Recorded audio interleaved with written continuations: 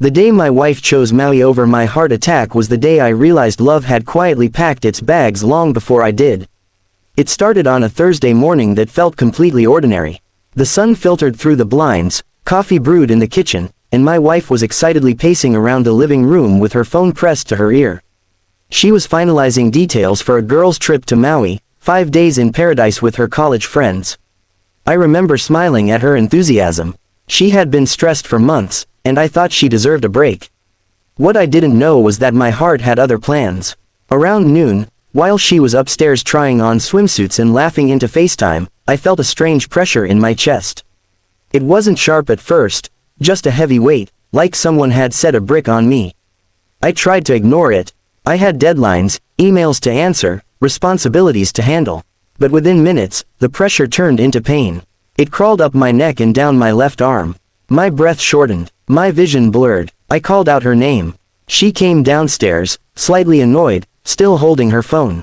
"What is it?" she asked. "I don't feel right," I whispered. "My chest, it hurts." She frowned, half concerned, half impatient. "Is it anxiety? You've been stressed." "I don't think so." I could barely stand. To her credit, she drove me to the emergency room. But the entire ride, she kept checking her phone. She was texting her friends about flight times, hotel reservations, snorkeling excursions. I sat in the passenger seat clutching my chest, watching palm trees blur past the window, wondering how something could feel so wrong and so lonely at the same time. At the hospital, doctors moved quickly.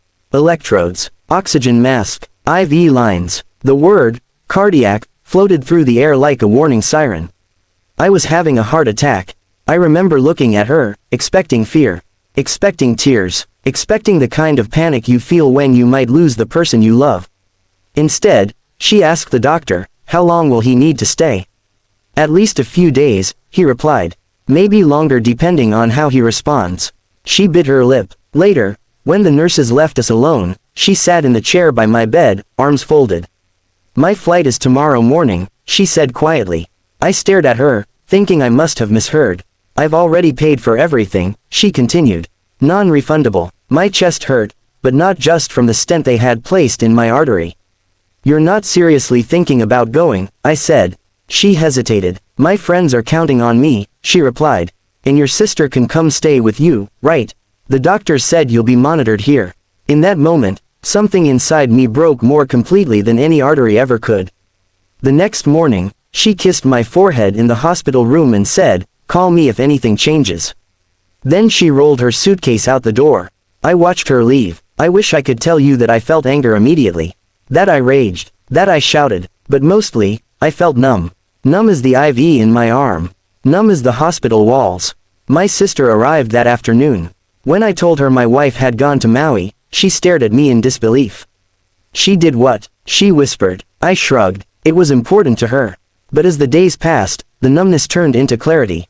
While I lay in a hospital bed recovering from a procedure that saved my life, my wife sent me photos of beaches, cocktails, and sunsets. "Wish you were here," she texted under a picture of turquoise water. "Wish you were here." I almost laughed. Every beep of the heart monitor felt like a reminder that I was still alive, but something in my marriage wasn't. When I was discharged, I went home alone. The house felt different, quieter, colder. I walked into our bedroom and saw the open closet where her summer dresses had been packed away for the trip. I sat on the edge of the bed and let the truth settle in. This wasn't about Maui. This wasn't about a plane ticket. This was about priorities. For years, I had put her first. I worked longer hours so she could pursue hobbies. I supported her dreams, her trips, her spending. I thought that was love, sacrifice without keeping score. But love isn't just about sacrifice. It's about showing up when it matters. A week later, she returned home glowing from the sun, carrying souvenirs and stories. She hugged me lightly, careful of my chest. "You look better," she said cheerfully. The trip was amazing. We saw whales. I looked at her, searching for guilt. There was none. That night, while she unpacked, I opened my laptop. Over the next month, I did something I had never done before. I took control of my own life. I met with a financial advisor. I reviewed every account, every investment, every property we owned together. I realized something sobering. I had built nearly all of it. The house was purchased before we married. The business was mine. The savings were largely funded by my work. I also met with a lawyer. I didn't do it out of revenge. I did it out of awakening. If the person who promised to love me in sickness and in health could leave for a beach vacation while I lay in a hospital bed fighting for my life, then I had to accept a painful truth. I was married to someone who loved comfort more than commitment. 2 months later, I sat her down at the kitchen table. "We need to talk," I said. She rolled her eyes slightly. "About what?" "About us." I told her how I felt that day in the hospital. How abandoned I felt. How her choice revealed something deeper than a scheduling conflict. She became defensive. "You're overreacting. You were fine. The doctors handled everything." "That's not the point," I replied. She didn't understand. Maybe she couldn't. So I handed her the envelope. "Divorce papers." Her face drained of color. "You're serious?" "Yes." She laughed nervously. "You're divorcing me over a trip?" "I'm divorcing you because when my heart stopped, yours didn't even pause." Silence filled the room. The legal process wasn't dramatic. It was clinical. Because most of our major assets were mine before the marriage, and because of how they were structured, she walked away with far less than she expected. No house, no share of the business. A modest settlement, fair but limited. She was furious. "You're leaving me with nothing," she shouted. I shook my head. "No, you left me with nothing the day you chose Maui." The finalization of our divorce felt strangely peaceful. I didn't celebrate. I didn't gloat. I simply felt free. Recovery from a heart attack changes you. You realize how fragile life is. How temporary everything can be. You stop tolerating what drains you. I started therapy. I focused on my health. I walked every morning, breathing in air I once took for granted. I reconnected with friends I had neglected. I rebuilt a version of myself that didn't revolve around someone else's happiness. Months later, I found myself standing on a beach.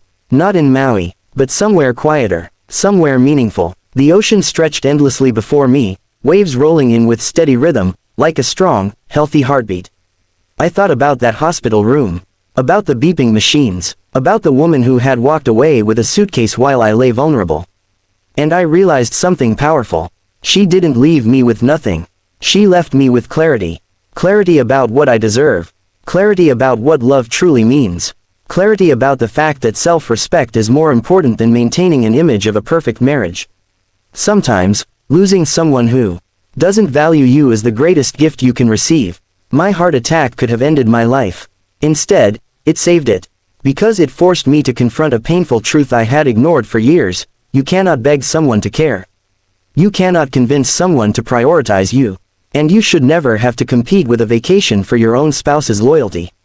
Today, my heart is stronger, not just physically, but emotionally. I don't measure love by grand gestures or shared Instagram photos. I measure it by presence. By who sits beside you when you're scared. By who holds your hand when you're weak. If you ever find yourself in a moment of crisis and the person you love treats it like an inconvenience, believe what that moment is teaching you. Because when your heart is on the line, the truth has a way of revealing itself. And sometimes, walking away isn't about revenge. It's about survival. It's about choosing yourself. It's about finally understanding that the greatest love story you'll ever write is the one where you refuse to abandon yourself.